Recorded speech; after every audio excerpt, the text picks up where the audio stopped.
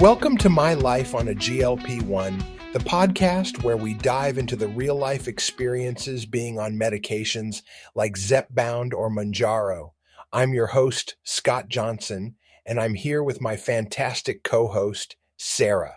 Hi everyone, great to be here. Today, we're diving into something that I think is the most important milestone in the entire GLP-1 journey, and it has absolutely nothing to do with the number on the scale.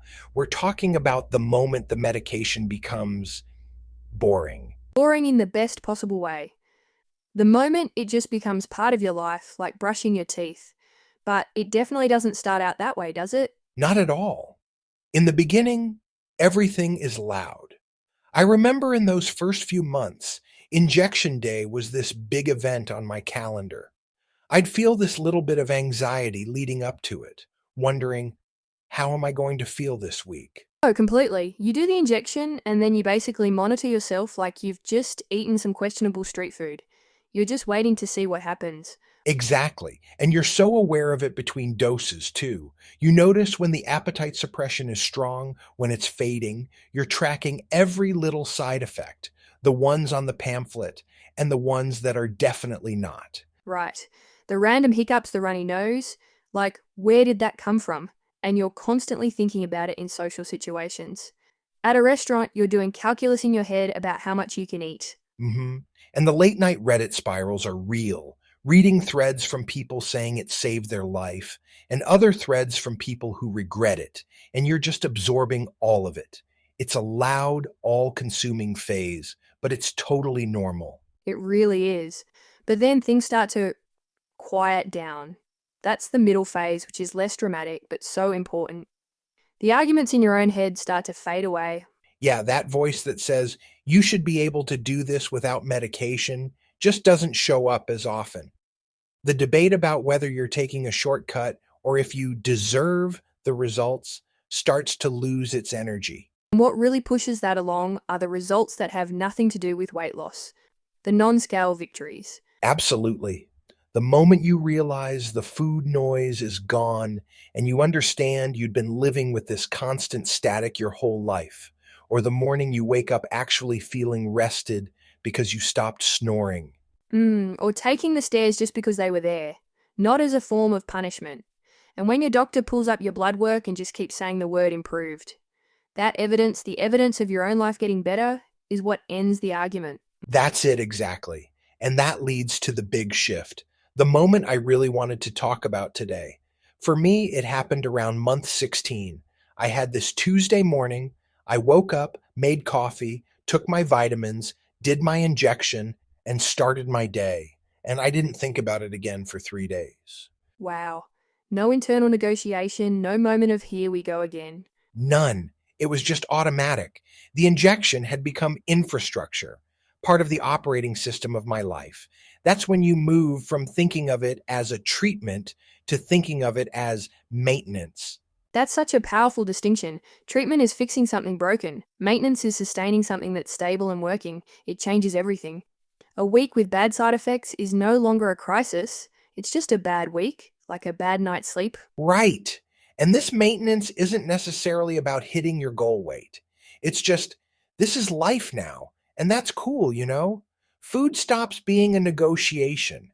You're not using willpower to stop eating. You just stop because continuing is unappealing. You're not on a diet anymore. You've just settled into a new, sustainable relationship with eating. And the scale loses its power over you. It just becomes data, like checking the weather. It doesn't define your day because you have all this other evidence, the better sleep, the easier movement, that proves things are going well. Exactly. The non-scale victories reveal themselves as the actual prizes. But this quiet phase can bring up a strange question, one that I think a lot of people feel but are hesitant to ask out loud. Let me guess. If the medication is doing this, is it still me? That's the one. It's a real question of authorship. And after living with it for a while, here's where I've landed. The medication created a quieter room. Everything that happened in that room was you. I love that. The medication didn't choose the protein shake over the donut. It didn't go for a walk or get to bed on time. Precisely. It didn't do any of the actual living or the work. It just changed the conditions so that you could. And that's why this milestone matters more than any goal weight. The goal isn't the intervention. It's reaching a point where the new way of living is stable and doesn't require constant effort. It's when the journey moves from something you're doing to something you are. It's just your life now. That's the destination, not a number, just a quiet Tuesday morning. And that's a beautiful thing, but it doesn't mean it's always easy. There are still going to be weeks where you feel off, or you have a vacation and your routine is disrupted. The difference is that you have a new baseline to come back to. You're not starting from scratch every single time. I love the way you frame this. Reaching that point is not guaranteed. Some people stay in the a lot of effort phase for a long time. Many leave the medication before the shift has a chance to consolidate. Some encounter disruptions that interrupt the process before it even reaches stability. No matter where you are on your journey, we appreciate you. And we are thankful for you joining Scott and I today. I hope you will take a moment to leave a review or 5-star rating on Apple or wherever you stream. Tell us, Scott, do you have any other thoughts on why this is the most important milestone in the GLP-1 journey? Thanks, Sarah, I do. For the people who stay long enough to reach the shift, something becomes available that was not before. A life that is not organized around weight management. A week that does not carry a weigh-in as its most emotionally significant event. A sense of self that has been updated to include this new body, a quieter brain. You have this different relationship with food, not as a temporary condition to be maintained, but as simply who you are now.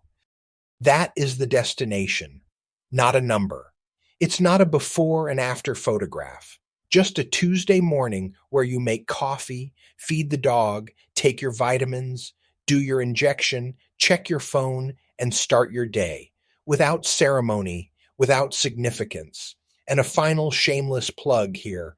Don't forget to check out my website at mylifeonglp1.com or pick up a copy of my book with the same name on Amazon. Thanks for joining us. On behalf of Sarah, I'm Scott Johnson, welcoming you to your new life and reminding you to always love your journey.